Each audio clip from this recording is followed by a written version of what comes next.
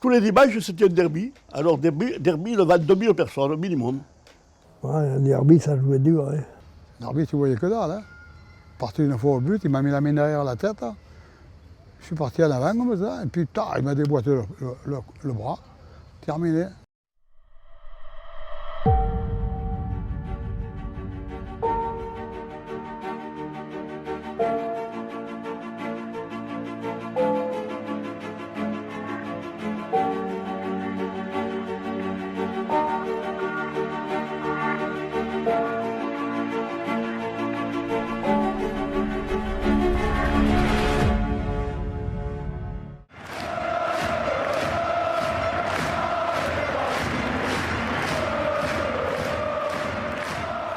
J'ai pris de vitesse, le goal j'ai triplé, j'ai pris la balle comme ça pour la faire ça.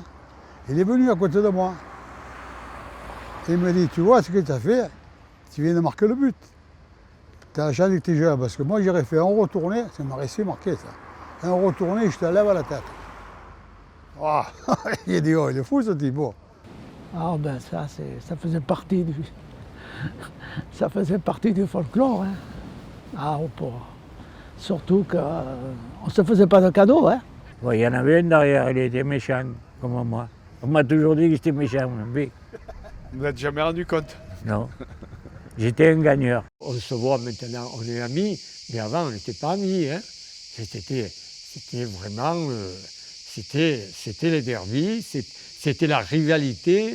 Il fallait être le club qui est être numéro 1 des trois. Les derbies, c'était toujours marquant, voilà. C'était toujours marquant. On se fracassait presque pour parler un petit peu, mais à la fin de la rencontre, gagnant ou perdant, après on s'embrassait avec les joueurs, nos copains quoi, de Port-de-Bouc et eux vice-versa. Ah ben les derbies, c'était...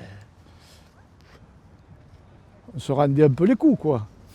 C'était un peu difficile. Hein. Mais en fait, on sortait du terrain collègues.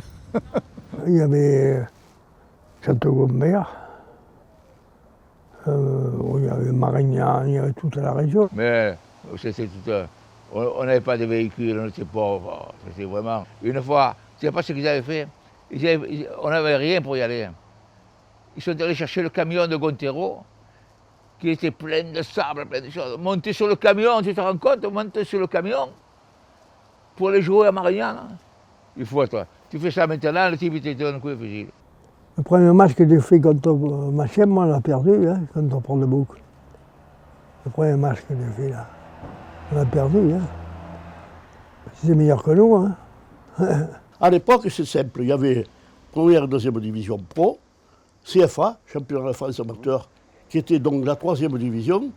Il y avait la division d'honneur et la promotion d'honneur. Donc la promotion d'honneur, c'était la 5e division. Et dans cette 5e division, c'était tous les clubs régionaux. Alors il y avait Marianne, il y avait Istres, il y avait la Ciotat. Ciotat, c'est un peu plus loin, bien sûr. Mais il y avait Port-de-Bouc. Mais il y avait un paradoxe. Istres battait Port-de-Bouc, Port-de-Bouc battait Martigues, et nous on battait Istres. Je le dis tout le temps, on les a battus, nous, 2 fois, mais ils avaient une équipe meilleure que nous. Les 2 meilleures équipes pour moi, à l'époque, hein, c'était Martigues et Gardanne. Gardanne, pareil. Quand on jouait contre Gardanne, j'avais la charge de Rovelli, moi. Rovelli jouait dans l'équipe de France. Hein. C'était les meilleures équipes. C'est surtout Port-de-Bouc, Marignane. Alors il y a des articles, enfin, vous verrez un peu, il y a, où chacun se balance quelques vannes. Voilà. Je me rappelle le jour de Marignane, là, sur le terrain, il y avait des supporters de Marignane qui étaient rentrés sur le terrain, mettre le drapeau marignanais. Les Martigaux étaient rentrés, là, avaient enlevé, mettre le Martigaux. Enfin bon, voilà. Mais il y avait quelques échauffourées de temps en temps, mais ce n'est pas les grosses bagarres générales. Jean-Louis, vous faites partie des joueurs qui ont joué à Martigues et à Port-de-Bouc et qui ont vécu les derbies dans les 2 équipes. Comment ça se passait? Ben écoutez, jusqu'à présent, moi, enfin, disons que j'en ai fait que 2 ou 3 et ça s'est toujours bien passé. Il n'y a qu'une seule fois, une seule fois où, disons, il y avait tellement du monde à Port-de-Bouc que, disons, il y a eu des coups de pied qui sont partis et ça n'a pas été vraiment brillant. Voilà, mais quand même, l'équipe de Port-de-Bouc avait gagné son match. L'arbitre avait quand même un peu fauté, hein. Il faut dire ce qui est. Moi, je veux dire objectivement, il avait fait un pénalty qui était un peu imaginaire. Et les Martégots, ça en était un peu... Même les joueurs avaient bousculé l'arbitre, tout le monde était autour de l'arbitre. Je reconnais que nous, en tant que joueurs, on a été quand même des fois objectifs. Tout le monde croyait que c'était une injustice et on a envahi le terrain. Oui, mais c'est rare que des supporters de l'équipe qui est reçue envahissent. En général, c'est les supporters de l'équipe qui reçoit. Eh bien oui, ce jour-là, c'est nous qui avons envahi le terrain. Il n'a jamais été envahi le terrain à Port-de-Bouc, c'est que Martigues qui l'a envahi. C'est sauvage, hein? Voilà, il avait pris des buts et puis je sais pas, là, les spectateurs ont envahi le terrain et bagarre, et voilà. Les Martégots avaient envahi le terrain et monsieur, comment il s'appelait, le poissonnier de Jonquière. Je ne me rappelle plus son nom. Il a été rentré sur le terrain, il y avait laissé l'imperméable. Bon, sur le terrain, c'était chaud, mais bon. Voilà. Ils avaient été volés. Hein? Ils avaient été volés. Qui, Martigues? Qui est volé? C'est nous qu'on leur a mis la raclée.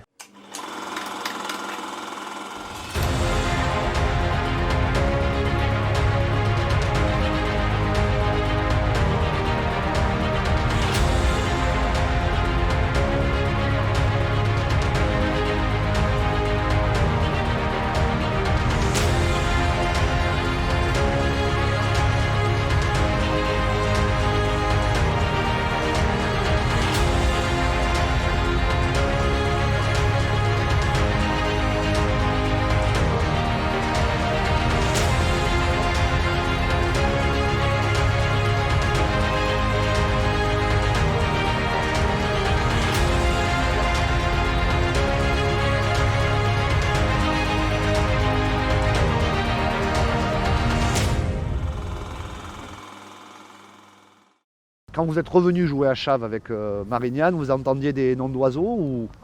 Moi, j'entends rien quand je suis sur le... Quand j'entendais rien. Je faisais abstraction aux réflexions et tout ça, parce que sinon, vous n'en sortez pas, quoi. À l'époque, comme il y avait la guerre d'Algérie, j'ai eu la chance de faire mon service militaire à Istres. Et j'ai signé à Istres pendant 2 saisons.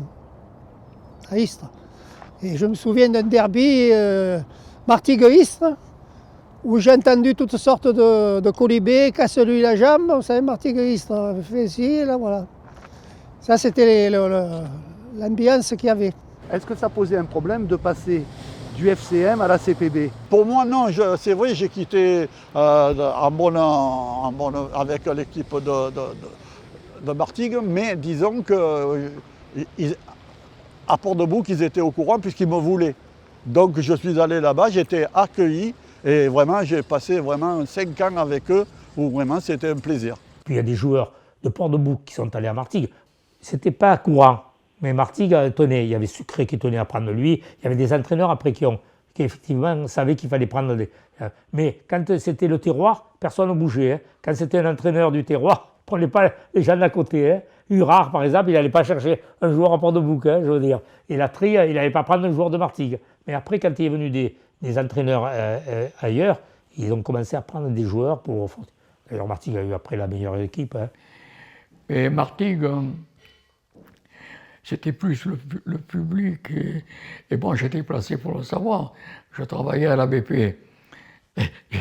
J'étais avec le Martégo. Alors, chaque fois qu'on jouait contre, oh attention, hein, tu travailles à Martigues. Hein. Toute la semaine, ça montait, la moutarde, elle montait. Et quand il arrivait le jour du match, alors là vous aviez 3000 personnes, 4000 personnes, et ils étaient difficiles à battre. Au départ, Port-de-Bouc était, on peut le dire, plus fort que Martigues. Oui. Enfin, c'est pas qu'ils étaient plus forts, c'est qu'ils ont eu une génération qui était plus importante que la nôtre. Avec quels joueurs? Avec les frères Alvarez, nommé Mélaille, et puis nommé Latry aussi. À ce moment-là, il y avait encore le chantier naval. Donc il y avait presque autant de Martégots que de Port-de-Boucains qui y travaillaient. Et chacun disait, vous ne gagnerez pas. Ce match-là, il est pour nous. et il fallait bien qu'il y en ait un qui gagne. Et c'est vrai qu'on avait du mal à battre l'équipe de Port-de-Bouc à ce moment-là. Il y avait beaucoup de joueurs donc, qui travaillaient, mais qui ne travaillaient pas, quoi, hein, comme on dit, comme à La Ciotat. Hein. La Ciotat était un grand club parce qu'il y avait comme à Port-de-Bouc, il y avait le chantier naval, et les joueurs c'est pistonné, hein. Il faut dire ce qui est, c'est pour ça qu'il y avait des grands joueurs, ils venaient, les types ils étaient payés, ils avaient les sous par le club, et ils étaient payés. Hein. Alors, Philippe, vous êtes d'origine grecque, et puis ce qui a fait la force aussi, c'est qu'on avait des joueurs arméniens, grecs, italiens, d'origine italienne. C'était tout, de partout, toutes les origines. Dans les quartiers, tout était mélangé, on parlait, il n'y avait pas de racisme. Je vous dis que moi, j'ai fait le patronage, j'ai joué au patronage à Port-de-Bouc, où on était 7. Il y avait des Grecs, des Arméniens, des Français, il y avait qu'est-ce qu'il y avait? Un Italien, un Espagnol. Et ben, on était tout mélangé. Hein. On faisait le catéchisme. Hein. Moi non, hein, parce que j'étais orthodoxe. Et vous jouiez au foot? Et je joue au foot. Et il n'y a que le foot qui me plaisait.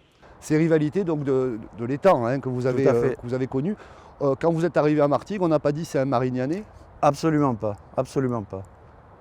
Non, non, ça s'est très bien passé. Parce que Marignane était un club qui était à une époque devant Martigues. Tout à fait. Et comme Port-de-Bouc aussi. Oui.